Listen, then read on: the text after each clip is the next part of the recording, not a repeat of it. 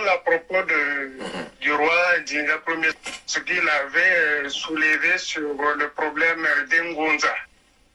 Et c'est très intéressant. Réellement, c'est comme ça un roi parle.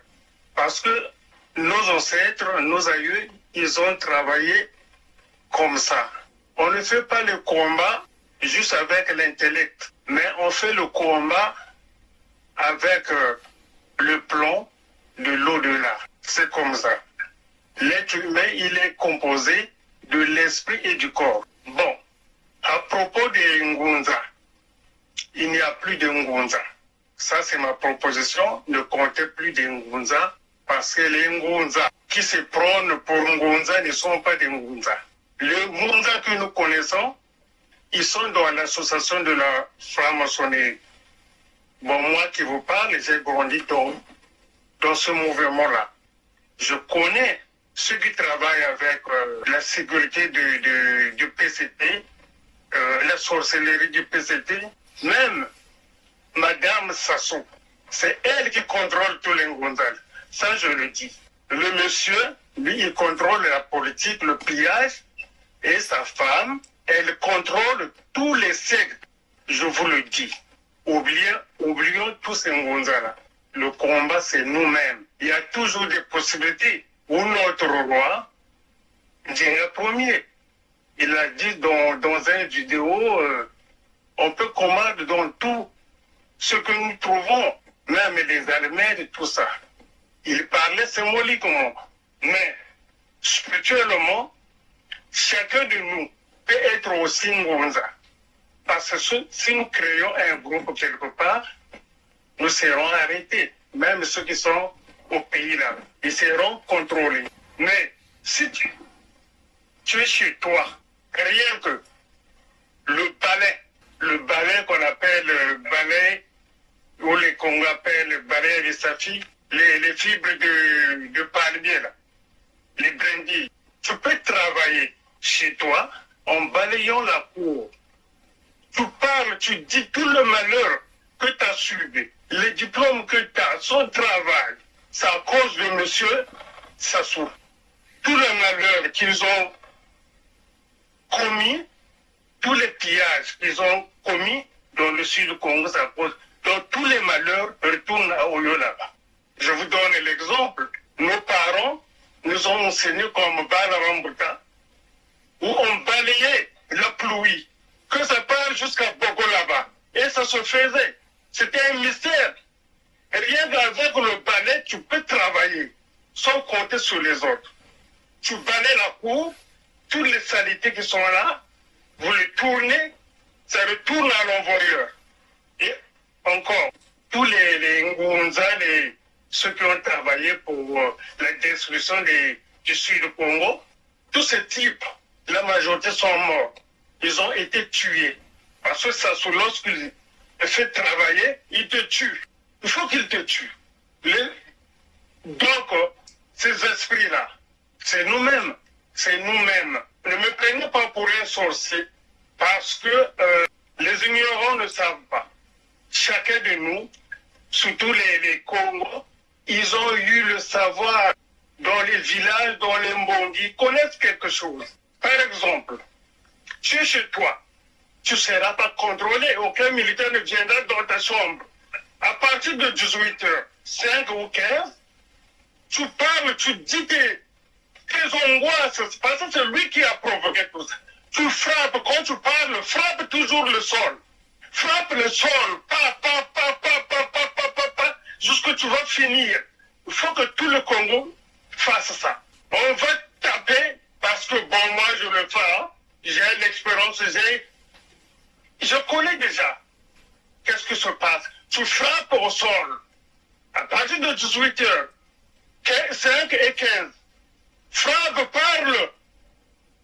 Tous nos aïeux, ils viendront à notre secours. Mais il faut frapper. Et il y aura aussi qui va nous écouter.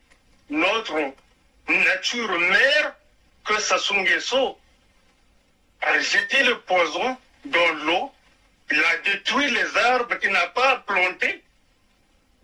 cette maman-là, elle va nous écouter. Il y a d'autres méthodes.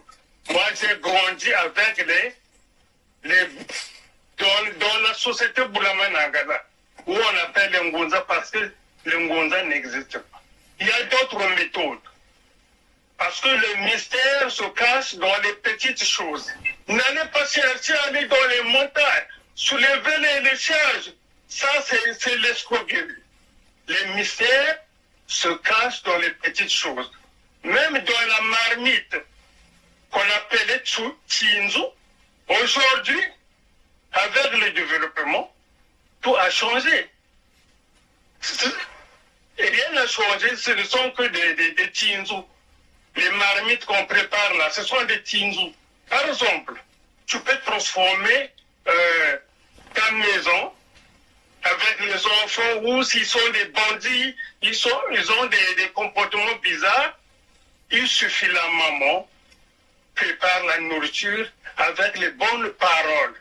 Tous ceux qui vont manger cette nourriture, en tournant la cuillère, reçoivent la bénédiction, la paix, l'harmonie dans cette maison. Les enfants vont changer. N'appelez pas les traîtres qui viendront vous divertir. Et puis, mesdames, ça sera au courant que vous allez faire la cérémonie, par exemple, au fleuve là-bas. C'est pas ça. Il y a des méthodes aussi. Chacun de nous peut le faire. Tu peux protéger ta maison rien que en chiant, en faisant après avoir déféqué, tu passes à ta porte, cocona, aucun sorcier ne viendra. Donc, il y a aussi, tu peux coconner l'antoton au sol, prends la poussière là. Tu jettes ça dans les ronds-points là où les francs-maçons, ils ont fait des dégâts. Ça va détruire tout ça. Ça va détruire tout ça.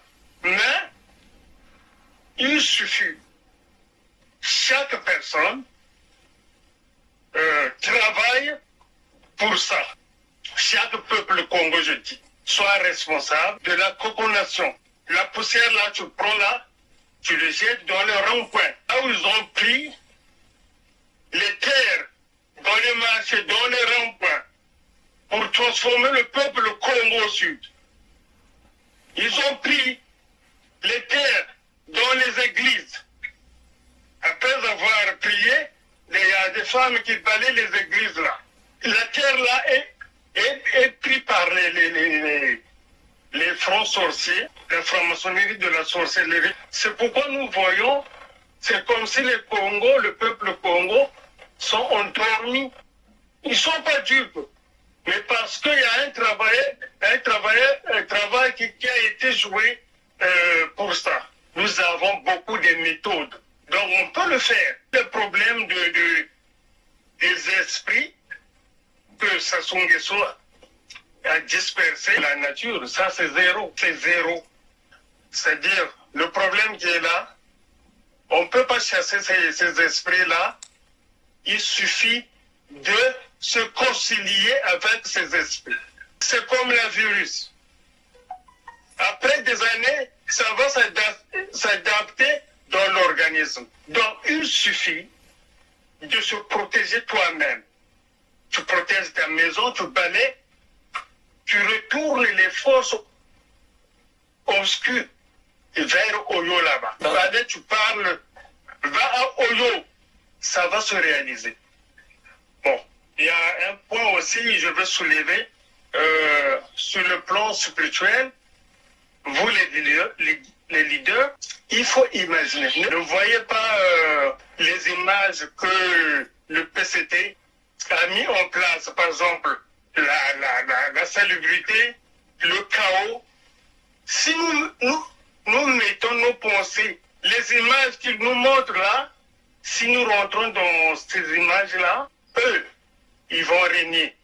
Pour nous, le peuple Congo, imaginons un Congo pur, un Congo développé. C'est comme si tout a été réalisé.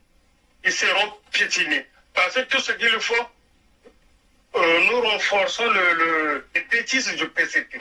Donc, nous, le peuple Congo, mettons nos pensées pures. Ayons la foi que cela va se réaliser. Ça va se réaliser. Donc, vous pouvez imaginer ce que vous allez faire.